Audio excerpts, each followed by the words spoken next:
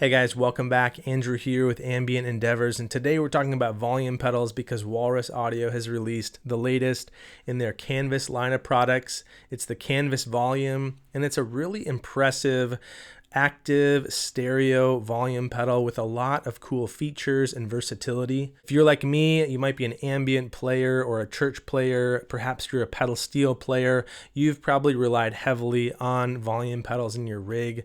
They're really integral to creating those big whooshy swell sounds and textures, and obviously an important piece of the feel and the response of pedal steel in music. Perhaps you're also like me in that you've maybe tried a few different types of volume pedals and haven't quite found the one that sticks, or you've got a growing number of Ernie Ball volume pedals in the corner with scratchy pots or broken strings, and you're just kind of ready to be done with the game altogether. I admittedly am in that place. I have a couple worn out Ernie Ball volumes. I love the feel of those pedals and I use them a ton throughout the years. But I just kind of got sick of dealing with the issues and the wear and tear of those pedals and the inevitability of them breaking sometimes mid-set. So I was really thrilled to hear about the Canvas Volume, and I'm excited to talk about the features and the versatility and the options that you get with the Canvas Volume. And I think it might be one of, if not the best volume pedals I've ever used or come across. I think it quickly shoots to the top of the list if you're someone who's ready to spend money on a premium active stereo volume pedal that won't give you the issues or the trouble or the frustration that some other pedals have given me in the past. We're going to talk about the features and some of the reasons why I love this Canvas volume pedal. But before we do, if you're new to the channel here, thank you so much for watching. Please hit subscribe below so you can stay up to date on future videos, and drop a question or a comment below in the comments so we can chat down there. So on the surface, Canvas Volume is a really rugged, robust, and durable active volume pedal that has stereo ins and outs and some other really cool features and functionality built in. It features an all analog signal path so that your tone and your signal are preserved throughout, and it uses some cool technology to be able to model the feel and the taper of a number of different popular volume pedals on the market, which is really cool. All the ins and outs are on the side of the pedal here with options to run it a few different ways. You can run it mono in, mono out with an additional tuner output, which is how I've used it in the video here. You can run it stereo in, stereo out, or mono in to dual mono out. There's 9-volt power at the top of the pedal along with a USB-C jack for any future updates.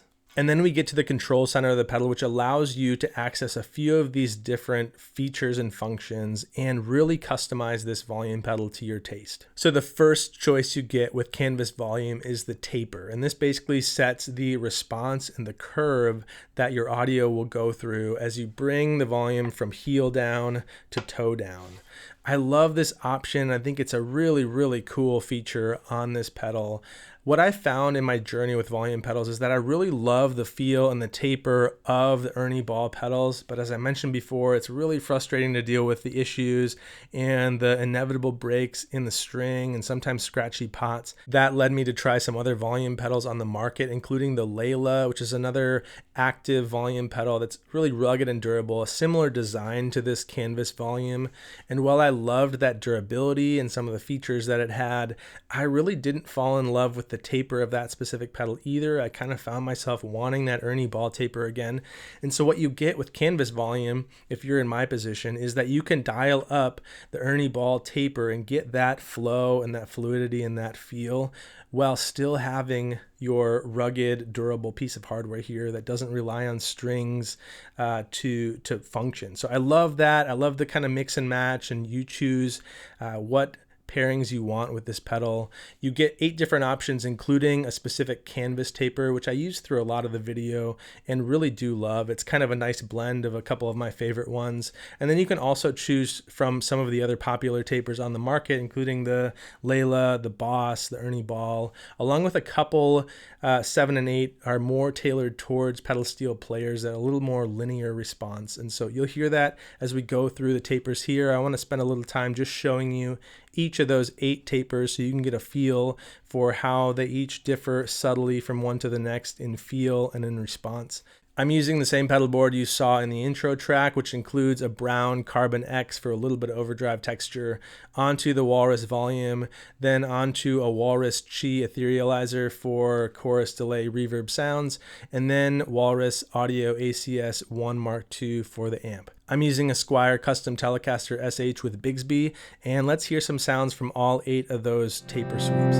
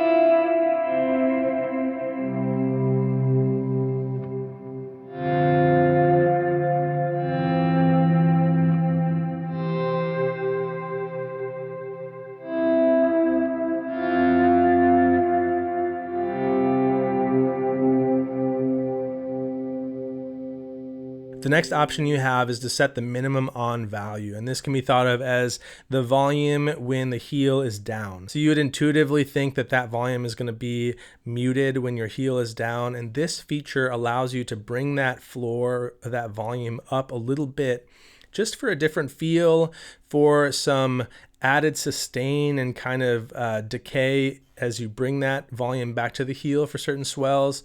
It just opens up some possibilities to fine tune the feel and the response of your volume pedal again. So we're going to walk through some sounds again and show how you can raise that minimum on value subtly and get some different responses and get some different functionality from that. Let's check it out.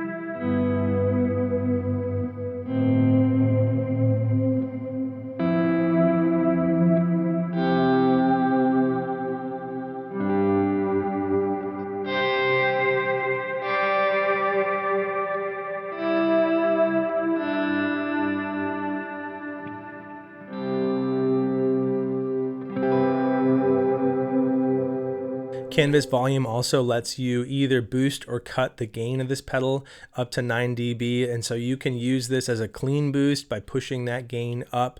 You can also dial it back if you want to attenuate your signal for any reason, but this also just gives more flexibility and versatility to be able to use this volume either to accommodate for a little bit of that volume duck as you're doing swells to just allow them to jump out a little bit more, or can be used as a volume boost for up to 9 dB boost in that toe up position. So let's hear the range of gain that you can get as you increment that boost and that gain upward.